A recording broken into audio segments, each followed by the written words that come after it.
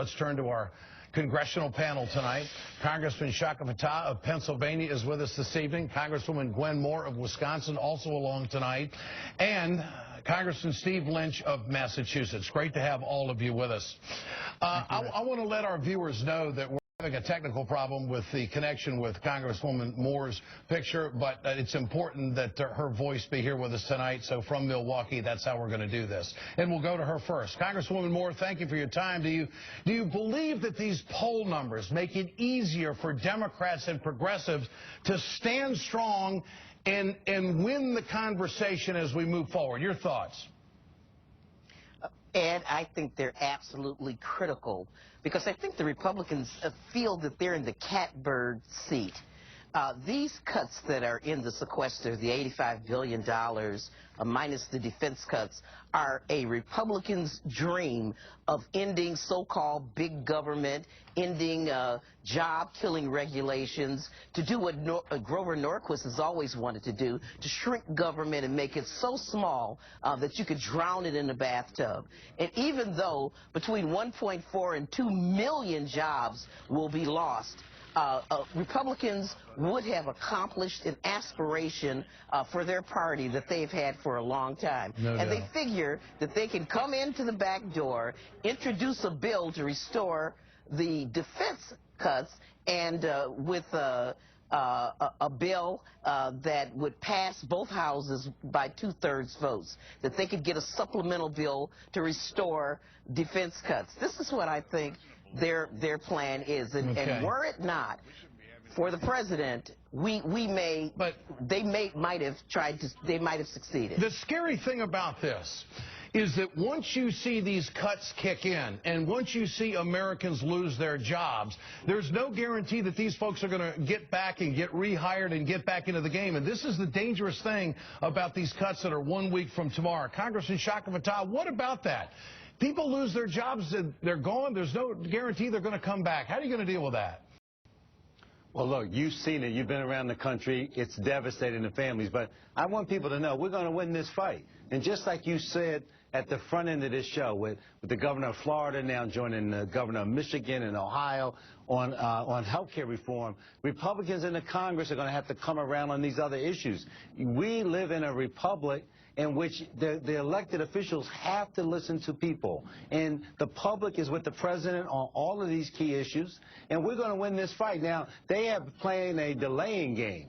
But the truth of the matter is that once we move forward with votes out of the Senate, just like we won on the fiscal cliff vote, we will win on this. That is to say that the president, if he can garner a bipartisan vote in the Senate, it will put the House Republicans in a box. I hear very few Democrats talking like you. They're not really sure how this is going to go. It's refreshing to hear you say that we're going to win this thing, win it for the people. Here's President Obama talking about the inability of Congress to get anything done on time.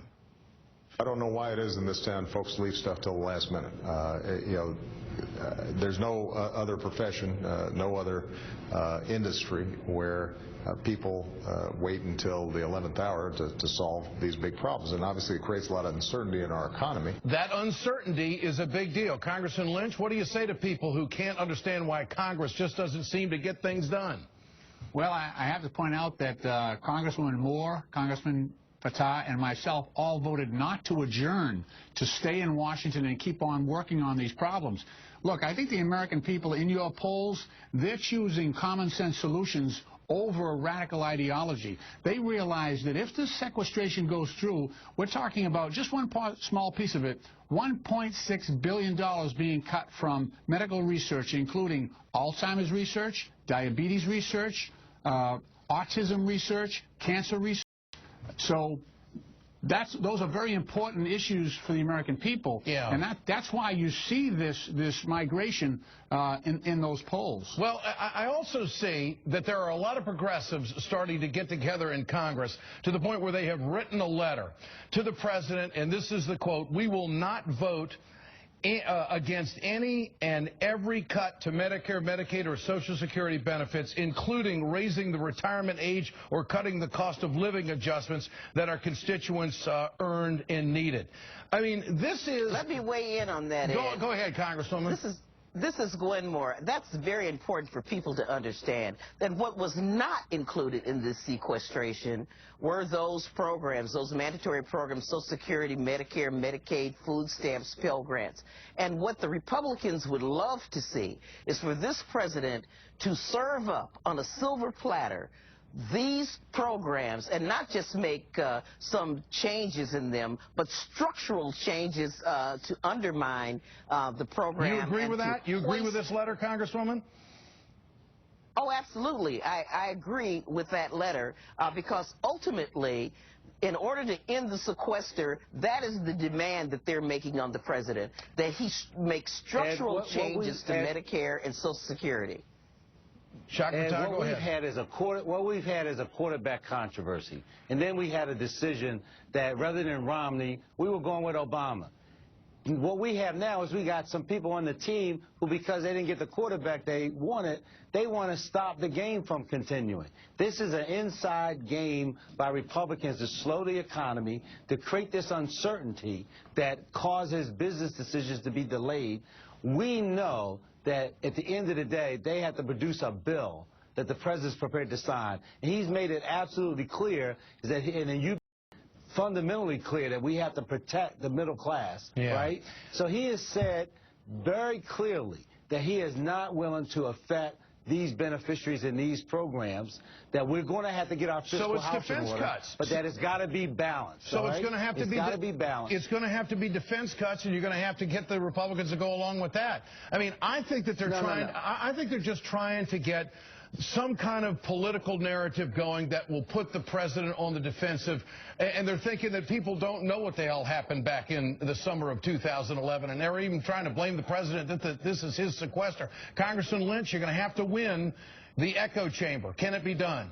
Well, I think it can be done. Although I have to say this is just another backdoor attempt by the Republicans. They tried to turn Medicare into a voucher program instead of the comprehensive program that it has been for years. They went after Social Security and tried to, take that money and put it on the stock market. We all know what would have happened if they had succeeded. This is just another backdoor attempt at that type of denigration and erosion of basic programs that have been championed for a long time by the Democratic Party. Yeah. Congressman Chaka, go ahead, sir.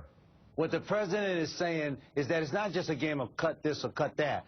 We can raise revenue. We are the wealthiest country in the world. Well, he says that the loopholes that Romney proposed during the campaign that we close on businesses, let's close them. Let's get those revenues in so that we can have some cuts that are smart, I agree with all that. That are smart. I think you're going to get Democrats obviously agree with that, but the Republicans have not identified one loophole to date that they are willing to take out of the tax code. I mean, this is a dog and pony show. They're reading the same. Yeah. They're reading those same polls that you're reading, and I'm telling you, we're going to drag them on, headed in the right direction. All right. Congressman Chaka, Congresswoman Gwen Moore, and Congressman Steve Lynch, great to have you with us on the Ed Show tonight. Thanks so much. You bet.